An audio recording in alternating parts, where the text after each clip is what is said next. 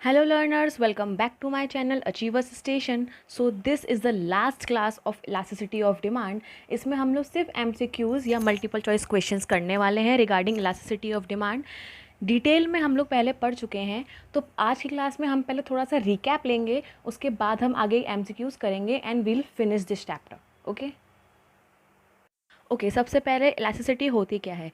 Elasticity वो rule है या वो टर्म है जो हमें बताती है कि प्राइस के कितना चेंज होने पर, प्राइस के कितना कम होने पर डिमांड कितनी बढ़ेगी और प्राइस के कितना बढ़ने पर डिमांड कितनी कम होगी. How much, the answer how much we get from the elasticity. ठीक है, और ये दिया किसने था? अल्फ्रेड मार्शल ने दिया था. ठीक है, इसको कैलकुलेट करने का this is the main formula, change in quantity divided by change in price into price upon quantity. Okay, कि सपोज़ अगर प्राइस 10 था फिर 8 हो गया और उसकी सेल थी वो 100 से 200 हो गई, तो चेंज कितना हुआ क्वांटिटी में? 100, और प्राइस में चेंज कितना हुआ? 2. तो here will be 100, here will be 2, and ये होता है initial price and initial quantity कि पहले कितना प्राइस एंड क्वांटिटी था. तो प्राइस था 10 एंड क्वांटिटी था 100. ओके, ये क्वेश्चंस हमने लास्ट वीडियो में किए हैं, numerical questions, you can find out there in detail.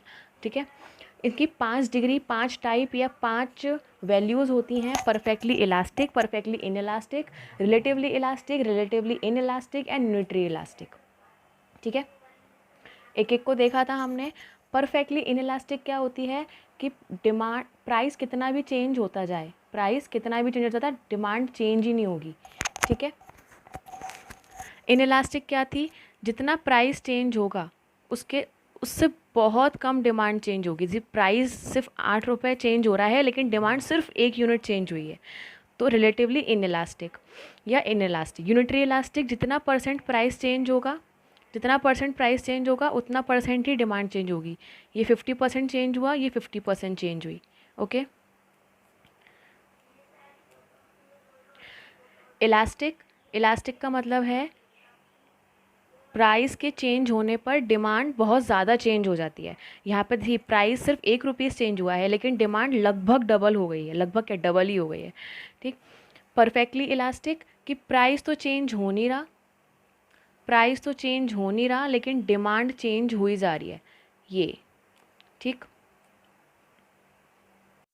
So these were the 5 degrees या 5 टाइप्स या 5 values of elasticity of demand. ठीक, अफेक्टिंग फैक्टर कौन कौन से थे? Availability of close substitutes, availability of close substitute, income of the customer, luxuries, luxuries goods के लिए अलग होती है, नेसेसिटीज़ के लिए अलग होती है, टोटल एक्सपेंडिचर कितना कर रहा है कंज्यूमर, नंबर ऑफ यूज़र कितने हैं उस कमोडिटी के, एंड द टाइम पीरियड. ठीक, ये सब हमने डिटेल में किया था see in previous video. These were the numerical problems.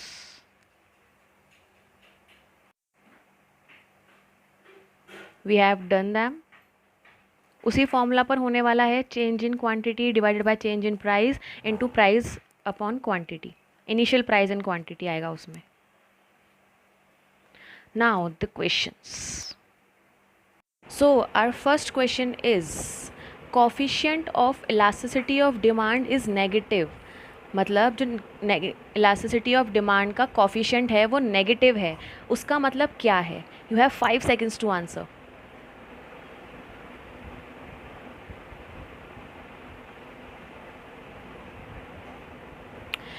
Okay, so the answer is law of demand holds. Law of demand हमें क्या बताता था? लॉ ऑफ डिमांड कहता था कि प्राइस के कम होने पर क्वांटिटी बढ़ जाएगी, क्वांटिटी मतलब सेल, क्वांटिटी डिमांडेड की बात हो रही है यहाँ पे, एंड प्राइस के बढ़ जाने पर क्वांटिटी कम हो जाएगी. तो यही रीज़न है कि कॉफिशिएंट ऑफ इलास्टिसिटी, मतलब इलास्टिसिटी कितनी भी निकले, 1 निकले, 1.25 निकले, 5 निकले, एनीथिंग, ये हमेशा नेगेटिव में ही होगी. क्यों? क्योंकि प्राइस और क्वांटिटी डिमांडेड में ऑपोजिट रिलेशनशिप होता है या इनवर्स रिलेशनशिप होता है. दैट्स वाई जो इलास्टिसिटी ऑफ डिमांड है उसका जो कॉफिशिएंट है, मतलब उसके साथ में जो मार्क लगेगा वो हमेशा नेगेटिव लगेगा, लेकिन हम शो नहीं करते उस मार्क को. क्यों? क्योंकि सब में ही नेगेटिव है, इसलिए. Okay, next question. Elasticity of demand का formula, simple simple simple, 5 seconds to answer.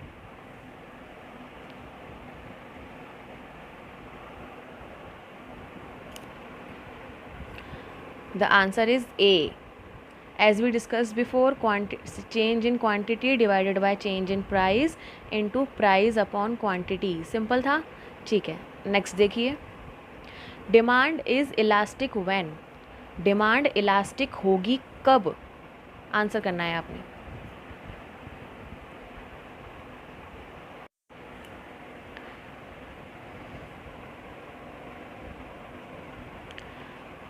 Okay, so the answer is when more substitute goods are available. ऐसा क्यों? कि अगर आपके पास कोई पेन है, ठीक है, अब ये पेन बहुत टाइम से यूज़ कर रहे हो, ठीक है, अब ये पेन का प्राइस हो जाता है हाई, प्राइस हाई हो जाता है, लेकिन पेन के सब्स्टिट्यूट बहुत है मार्केट में. सब्स्टिट्यूट का मतलब है इसकी जगह पर हम और चीज़ें जो यूज़ कर सकते हैं, तो सब्स्टिट्यूट बहुत है मार्केट में, तो ये पेन का प्राइस बढ़ने पर डिमांड कम हो जाएगी, और इसी को हम इलास्टिसिटी कहते हैं कि भाई प्राइस के बढ़ने पर डिमांड कम हो जाना और प्राइस के घटने पर डिमांड बढ़ जाना. अगर ऐसा होता है तो इलास्टिक डिमांड है, नहीं होता है तो इनइलास्टिक डिमांड है. तो हम ज़रूरी नहीं है कि जहाँ पर ऑल ऑफ द अबव हो वहाँ पर answer all of the above ही होगा, ऐसा नहीं होता है, ठीक है. तो the answer is more substitute goods are available. उस टाइम पर प्राइस इलास्टिसिटी जो है वो ज़्यादा होगी, या प्राइस इलास्टिसिटी जो है वो होगी, ठीक है. Price level is high, no. Income of consumer is less, income of consumer is less, high का इफेक्ट पड़ता है, ठीक है. Next, the absolute value of coefficient of price elasticity of demand ranges from. कि इलास्टिसिटी की value जो है वो उसकी रेंज क्या है? रेंज का मतलब starting point and ending point क्या है? 5 seconds टू आंसर.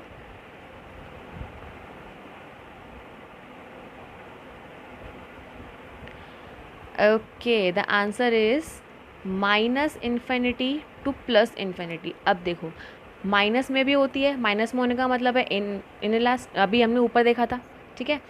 प्लस में भी हो सकती है और ज़ीरो भी हो सकती है.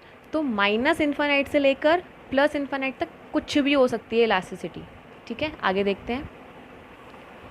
व्हेन इलास्टिसिटी इज़ इन्फिनाइट, ये किस केस में होगा? लग्जरीज़ में होगा, नेसेसिटीज़ में होगा, नॉर्मल गुड्स में होगा, या परफेक्ट कंपटीशन में होगा?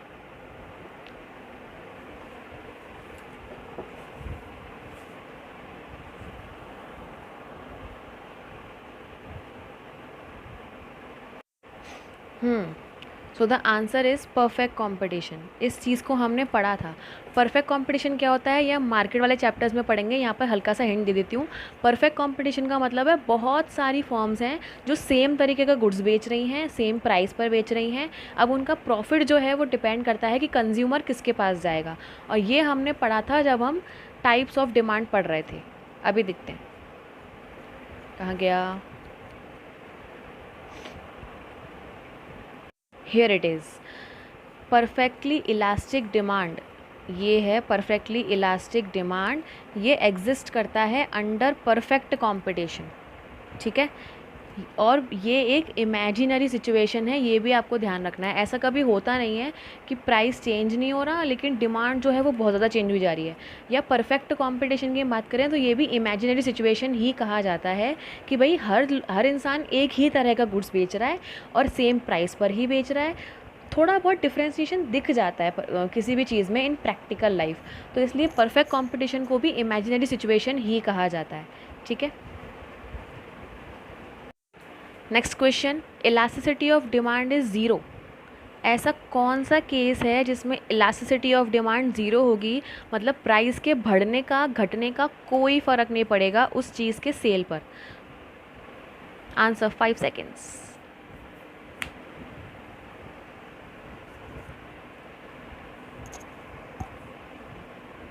Okay, so the answer is essentials.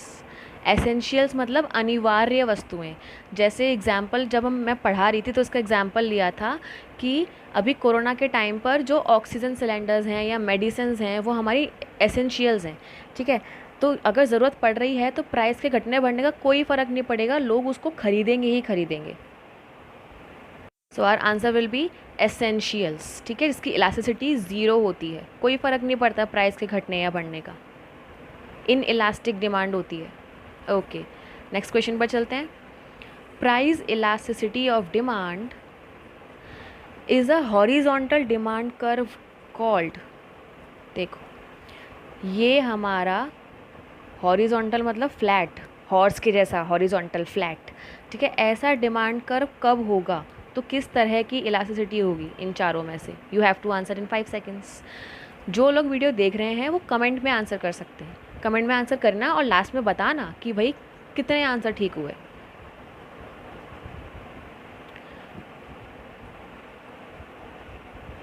Okay, the answer is perfectly elastic demand. अभी अभी देख कर आए थे ना हम उस पेज को, यहाँ पर हमारा प्राइस होता है, यहाँ पर हमारी क्वांटिटी डिमांडेड होती है। देखो यहाँ पर प्राइस जो है वो स्टेबल है, क्वांटिटी चेंज हो सकती है, लेकिन प्राइस जो है वो फिक्स है। तो प्राइस फिक्स होते हुए भी क्वांटिटी कहाँ चेंज होती है, परफेक्टली इलास्टिक डिमांड में। So the answer will B, demand curve will be perfectly elastic, ठीक है। Next question, price elasticity of demand a vertical demand curve is called. अभी हॉरिजॉन्टल था ना, अब वर्टिकल चाहिए हमको। वर्टिकल कैसे, ये ऐसे vertical.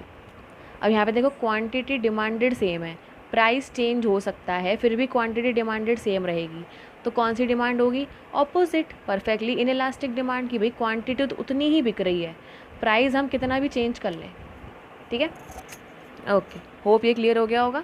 Next question, when percent change in quantity demanded is more than the percent change is price demanded, मतलब जो percent change is quantity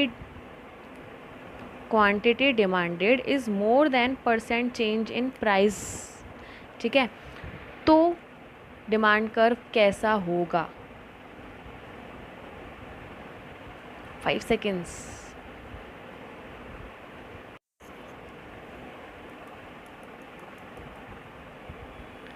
so the answer will B rectangular hyperbola.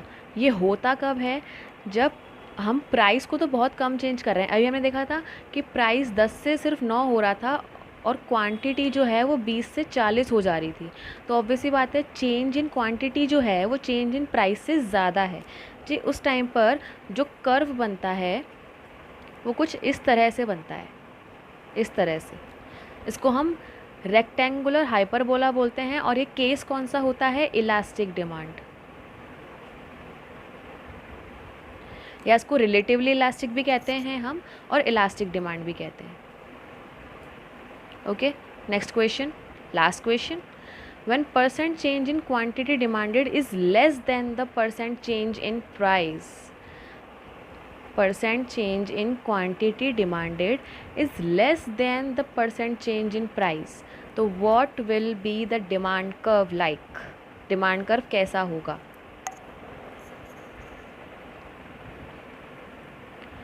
okay, so the answer is flatter। Steeper कब होता है, जब elasticity बराबर होती है, मतलब क्वांटिटी डिमांडेड और प्राइस बराबर चेंज होते हैं।